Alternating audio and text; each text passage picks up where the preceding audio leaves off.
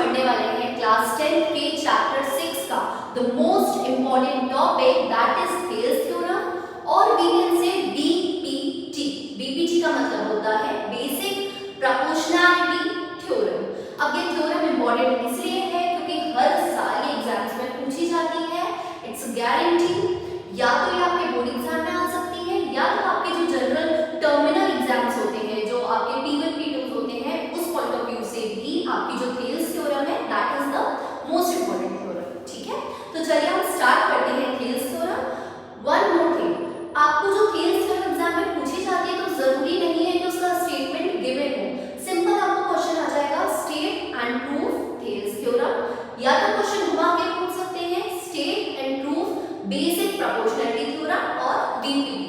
तो इन तीनों तरह से अगर क्वेश्चन आते हैं तो आपको ध्यान रखना है कि आपसे थेल्स थ्योरम में पूछा जा रहा है और आपको स्टेटमेंट इसका लर्न करना बहुत ज्यादा जरूरी है। तो चलिए हम पहले इसका स्टेटमेंट देख लेते हैं। तो as you can see a triangle, हमारे पास ए बी सी एक ट्रायंगल है।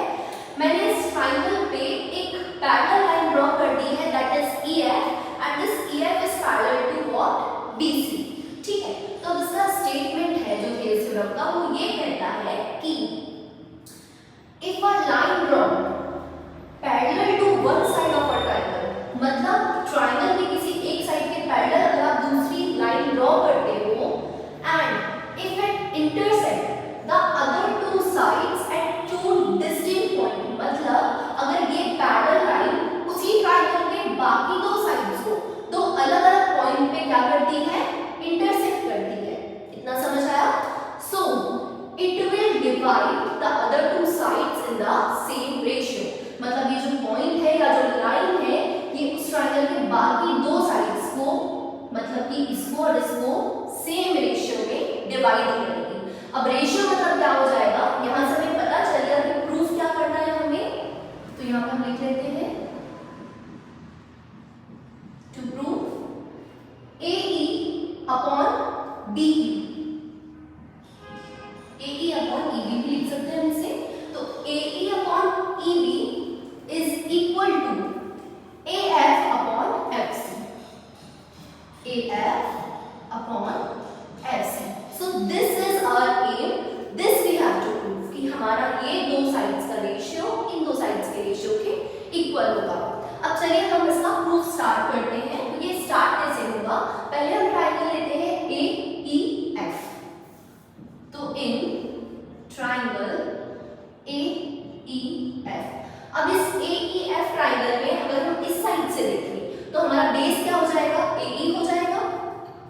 ठीक है, और ट्रायंगल का अगर आप एरिया निकालो तो एरिया ऑफ ट्रायंगल AEF क्या हो जाएगा, एक ट्रायंगल का एरिया का फॉर्मूला होता है हाफ बेस इनटू हाइट। तो हम क्या लिखेंगे, हाफ। अब बेस यहाँ पे क्या है हमारा AE है, तो बेस की जगह हम क्या लिख देंगे AE, और अगर आप इस पे देखो तो इधर से अगर देखें तो हाइट क्या हो जाएगी FM। तो यहाँ पे हमारा क्या हो जाएगा AE इनटू FM।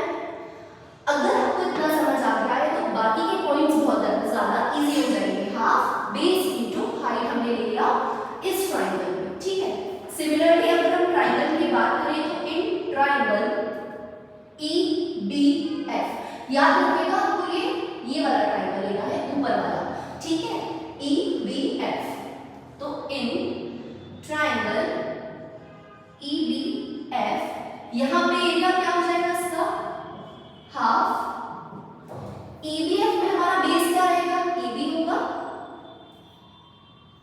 तो हाफ इनटू EB मतलब कि बेस।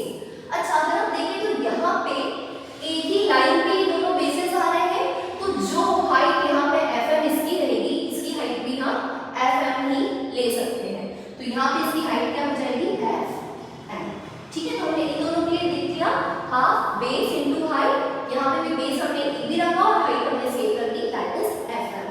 तो इस साइड से हमने ये पूरा प्रोसेस कर लिया है। अब हम इसको दूसरे साइड से स्टार्ट करते हैं। तो अगर हम देखें कि इन ट्रायंगल AFE, ठीक है, इन ट्रायंगल AFE यहाँ पे हमारा जो बेस है वो क्या हो जाएगा AF, तो हाफ बेस है हमारा AF इनटू यहाँ पे जो, क्योंकि बेस अगर ये है तो हाइट हमारी ये हो जाएगी, मतलब कि EN will be the height of the triangle, तो हाफ AF इनटू यहाँ पे क्या हो जाएगी EN। तो ये तो इस साइड के लिए हो गया। अब जैसे हमने यहाँ पे किया था वैसे हम यहाँ पे ये वाला ट्रायंगल ले लेंगे। इस ट्रायंगल का नाम क्या है EFC, यहाँ पे बेस हमारा FC हो जाएगा, ठीक है। तो इन ट्रायंगल EFC यहाँ पे क्या हो जाएगा हाफ, बेस हमारा क्या हो जाएगा FC, और जो हाइट है हमारी वो क्या हो जाएगी, जैसे हमने यहाँ पे EN हाइट सेम रखी है वही EN हाइट हमारी इस ट्रायंगल के लिए भी होगी, तो यहाँ पे जो हमारी हाइट है वो क्या हो जाएगी EN। तो इस तरह से हमें 4 इक्वेशन मिल गई है जिसको हम नेमिंग कर सकते हैं। इक्वेशन 1 ये हो जाएगी, इक्वेशन 2, 3 एंड इक्वेशन 4। अब अगर हम इन चारों इक्वेशन को देखें और इक्वेशन 1 को अगर हम डिवाइड कर दें इक्वेशन 2 से, तो यहाँ पे क्या हो जाएगा AEF upon EBF, triangle AEF upon triangle EBF, इन दोनों के एरिया का रेशियो क्या हो जाएगा हाफ।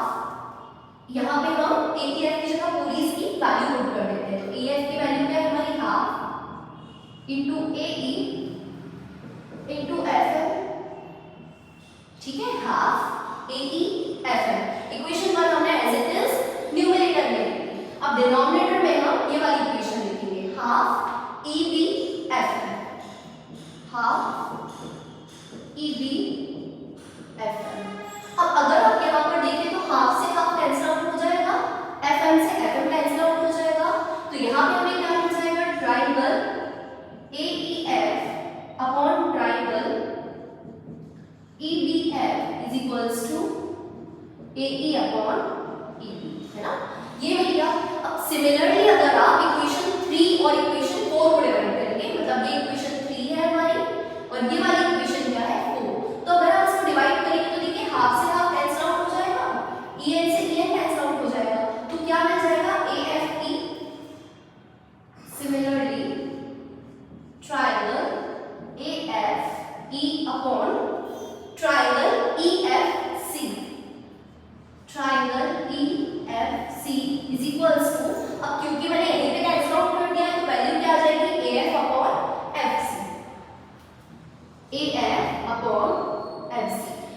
अब अगर आप देखें इन दोनों ट्रायंगल में हमारा जो ऊपर वाला ट्रायंगल है वो सेम है, मतलब आप चाहे यहाँ से लें चाहे इस साइड से लें ट्रायंगल सेम रहेंगे, तो हमें पता है कि अगर लेफ्ट हैंड साइड सेम होते हैं तो राइट हैंड साइड को हम इक्वेट कर सकते हैं, मतलब अगर ये वैल्यू और ये वैल्यू सेम है तो we can equate the right hand side, मतलब AE अपॉन EB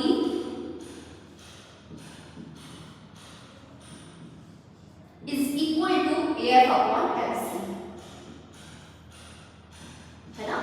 और अगर आप देखें तो यही हमें प्रूव करना था, AE upon EB is equal to AF upon FC, AE upon EB AF upon FC।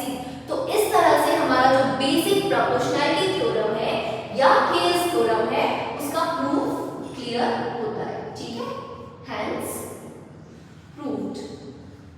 तो होप आपको समझ आया होगा कि किस तरह से ट्रायंगल में जो रेशियोज होते हैं वो हमेशा सेम होते हैं, AE upon EB AF upon FC same कब होंगे, स्पेशली जब आपकी एक लाइन ड्रॉ हो रही है किसी ट्रायंगल की तीसरी साइड के parallel.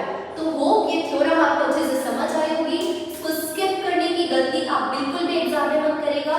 Thank you for watching, please like share and subscribe.